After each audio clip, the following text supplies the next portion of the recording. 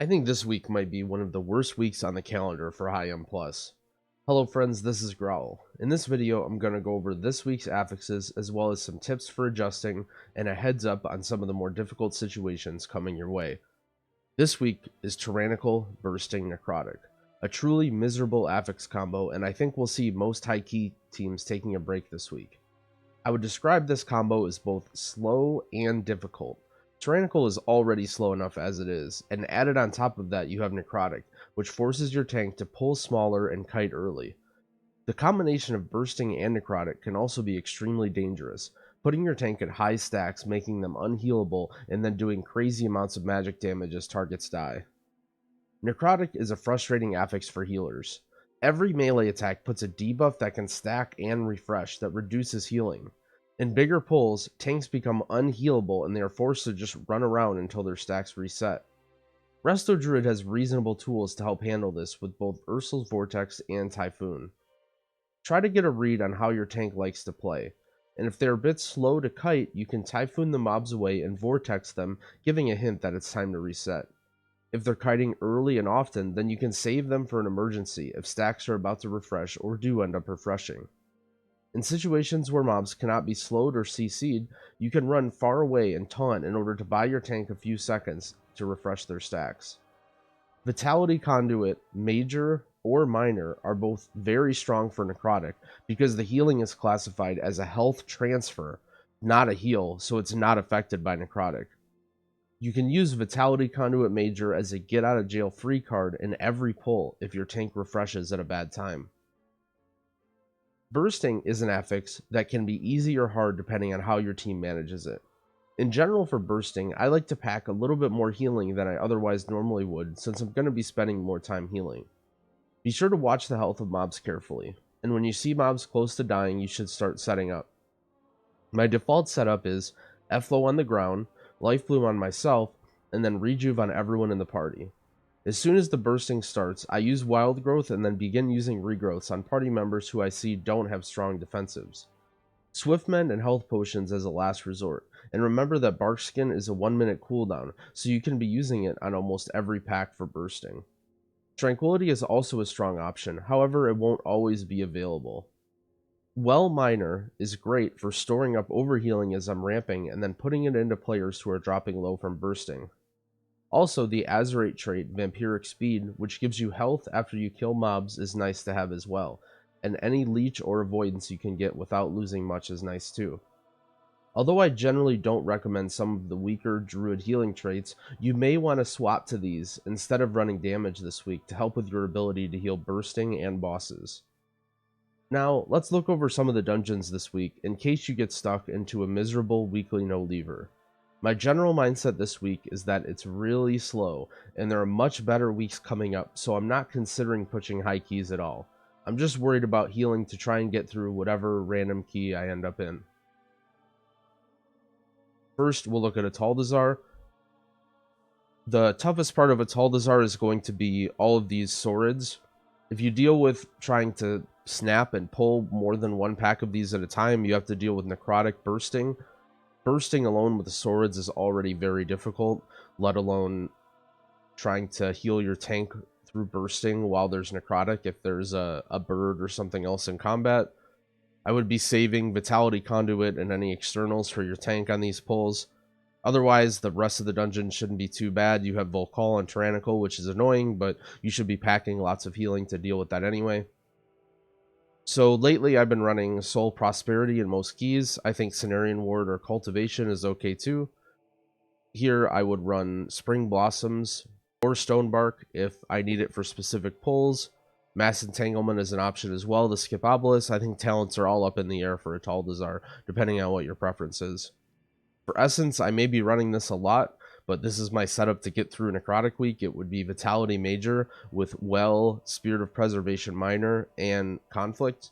Formless is great too, however, when you're not running Crucible, your uptime on Formless Void goes down a lot, considering that you have to hold Vitality for later in the pull, so you're not going to have great uptime on Formless Minor.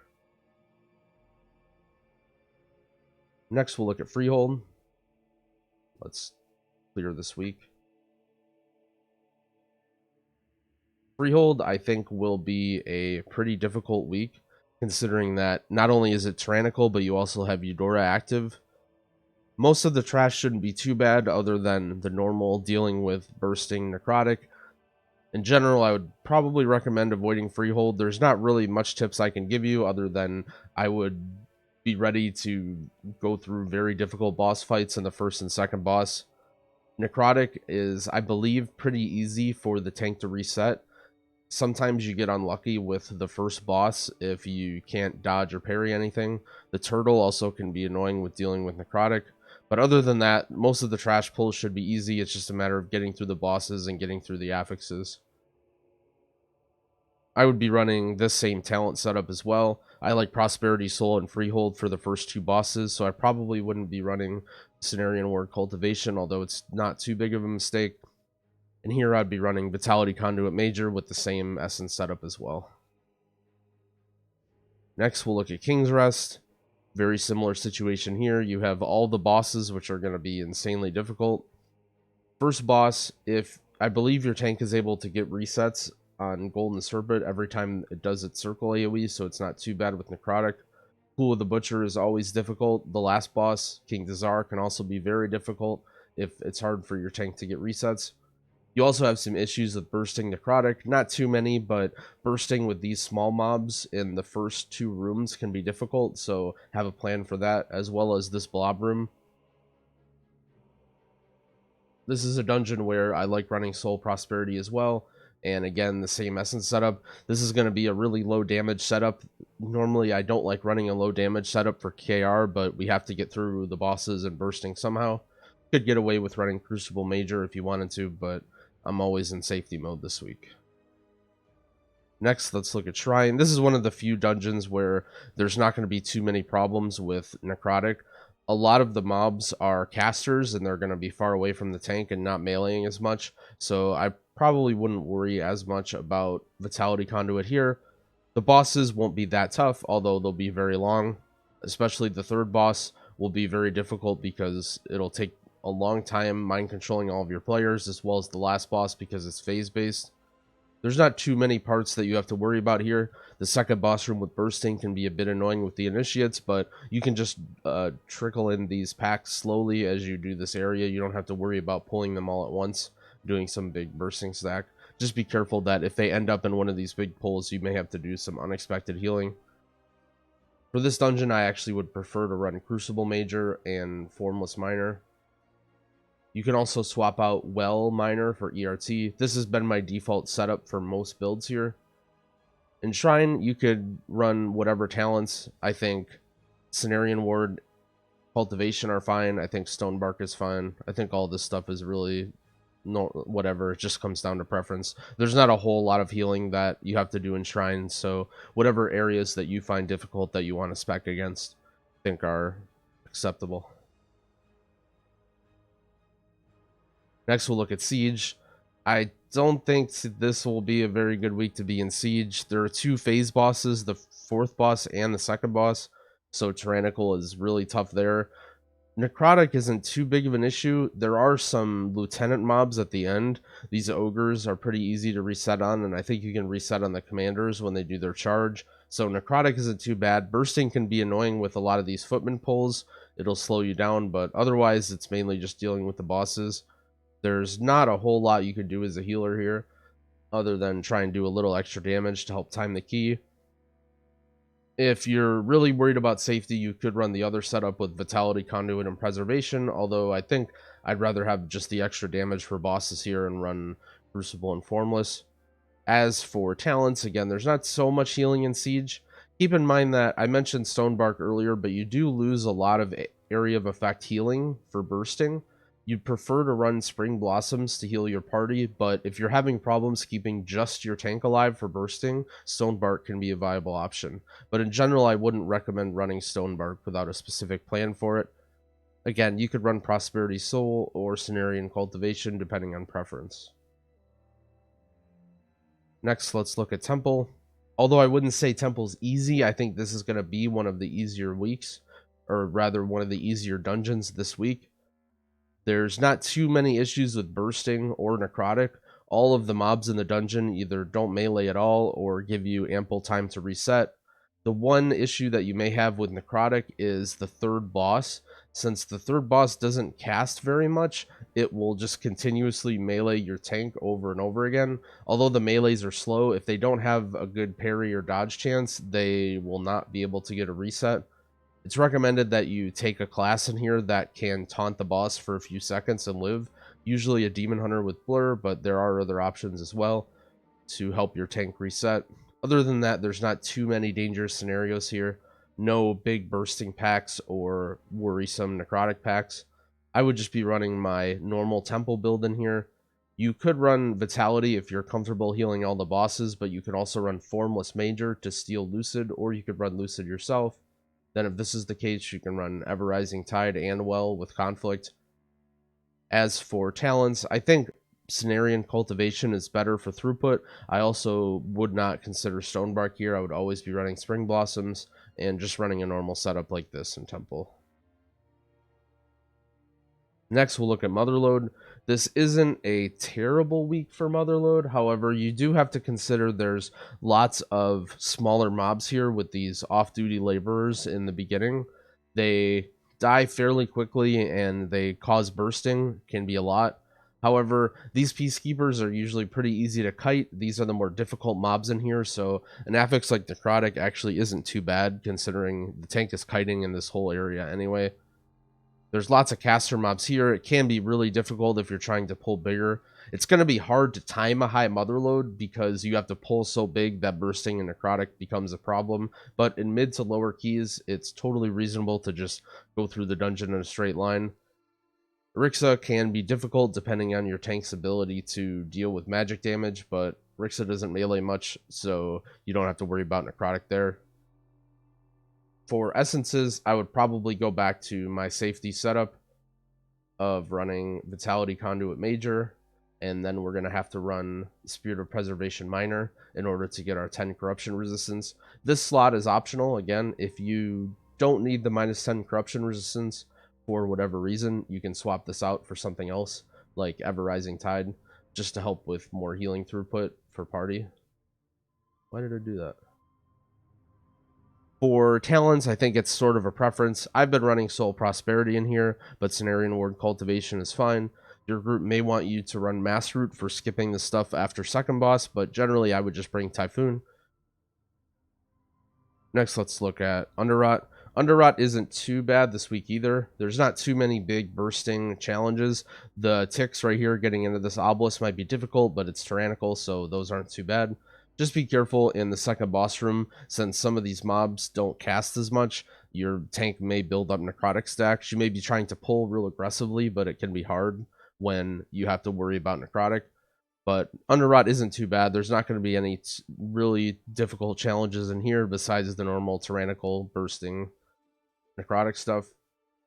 Here, I think I would still run Vitality Conduit Major, just in case the tank gets buried in necrotic with this essence setup. As for talents, I think you could run Cenarian Cult or Prosperity Soul. I've been running Pros Soul lately. Next, we'll look at Toldagor. Toldagor is not terrible this week. Toldagor is usually a fairly easy dungeon regardless of week because you can kill so many mobs with the cannons. If you're playing in a less organized pug where you can't be nuking all these mobs down outside with the cannons, it can turn from an easy dungeon to a very difficult one. I'd recommend if you're in Toldagor that you have some sort of plan for dealing with the cannons, either a Vortex Typhoon and then maybe something else. A mage with Ring of Frost is really, really nice. Otherwise, you're going to have to deal with pulling the stuff on the inside, which can be very difficult. There's not too many tough bursting necrotic challenges. If you're pulling stuff outside on the beach, then it could be, but the mobs are fairly slow and they're not too hard to reset if you need. I think, depending on what you're struggling on, you could run Cenarian Ward Cultivation or Stonebark Spring Blossoms. Stonebark is specifically for the last boss if you're having a problem with someone living to the doubles, but otherwise Spring Blossoms is going to be better for healing everything else in this dungeon, especially bursting. And I've been running Prosperity Soul. I think Cenarian Cult are both fine as well. And for essences, I would probably run the same setup. There's lots of pulls in here where I'd worry about the tank not being able to reset. It's not going to kill you, but you don't really need the extra damage or healing this week anyway, since you shouldn't be pushing too high of keys. Next, we'll look at Crest. Crest is, I would say, pretty tough this week. It's not necessarily slow, but the sisters and the fourth boss are going to be fairly difficult to heal. Also, generally in Tyrannical, you want to pull really big in Rawl's room, but bursting and Necrotic may make that really hard. Some of these mobs can be really fast. These Gorgers can jump on the tank if the tank is running too far away, so you have to be really careful with this room. Other than that, it's just a matter of dealing with the bosses, dealing with the affixes. You guys know the drill by now. This is a dungeon where I think I a little bit prefer Cenarian Ward Cultivation for throughput, especially if you feel like you're going to need the extra tank healing. Prosperity Soul is okay, but probably not preferred. For essences, I'm not honestly too sure what I would run here. There's lots of options depending on what you're worried about. If you're worried about the bosses, you could run Lucid Major, or you could run World Vein. It's something I've been experimenting with. If you're worried about some of the trash pulls, you could run Ever Rising Tide Major. And if you're worried about the Necrotic, I think Vitality is also a safe option. I think essences and talents are sort of up in the air. There's lots of different challenges that you face in Crest, and it more depends on what you're worried about personally. Junkyard. Finally an easy dungeon. I don't know how any of the affixes affect this dungeon because you just sort of go along in a straight line and time it. There's not too many problems with Necrotic. I think Gunker might have an issue, but I think you might be able to get resets on Gunker when he does his spells. Otherwise, it's just the same thing. You just get all Zap bots and you run around in a straight line. I don't really know what happens here. I'm just running my safe setup here. To be honest, I don't have that much experience in Necrotic Junkyard, so if you do have problems with Necrotic, you can run Vitality. Otherwise, you could run Formless for getting Lucid for the bosses, or Lucid yourself. Ever Rising Tide is good for the trash, but I don't really think you'd need it on a Tyrannical week. As for talents, again, this is sort of up in the air. Cenarian Ward Cultivation are fine. Prosperity Soul is fine. If you're worried about survivability, you can take Guardian Affinity, but I haven't been doing that since I've been running High Verse, so I've just been running Feral. Mass Root is nice for the last boss. This is the only dungeon where I'd recommend Mass Root for yourself, just so that you can handle all of the bots yourself. You just Mass Root the two closest together, and then you can single root the other one if it's too far away. And lastly, we have Workshop. Workshop is really, really difficult on Tyrannical. Getting through the bosses is going to be a nightmare, especially last boss. First boss can be difficult as well if you don't have a team that's coordinated to deal with the hammers. It seems as if the hammers are fortified, or for whatever reason, it takes way longer to kill the boss with hammers than it does on fortified. It takes longer on Tyrannical than fortified. So usually you have to deal with 2 vent jets on the first boss, even with a pretty coordinated team. Otherwise, there's not too many big challenges with Necrotic. There is the room before Cujo with all these slimes.